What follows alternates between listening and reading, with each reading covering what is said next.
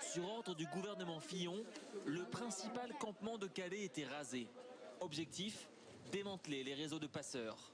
6 ans plus tard, à quelques centaines de mètres de là, une nouvelle jungle est apparue, avec à l'intérieur des centaines, peut-être des milliers de migrants.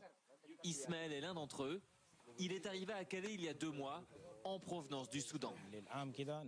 La situation est très difficile dans la jungle.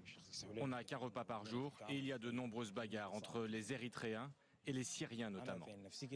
J'ai quitté mon pays pour fuir la violence et je la retrouve ici. Il y a 2 semaines, près de 300 migrants se sont affrontés dans le campement.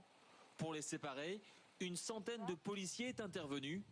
Des policiers qui peuvent compter depuis hier sur le renfort d'une compagnie de CRS. 70 hommes qui s'ajoutent aux 200 fonctionnaires déjà mobilisés.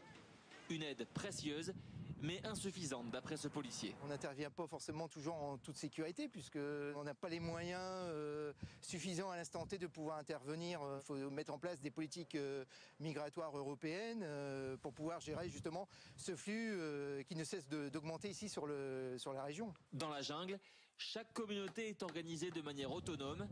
Les migrants ont construit des baraquements pour se loger, mais aussi des magasins, des bars et même des lieux de culte comme cette église. On a besoin de finir de construire notre chapelle pour pouvoir prier Dieu dans de bonnes conditions.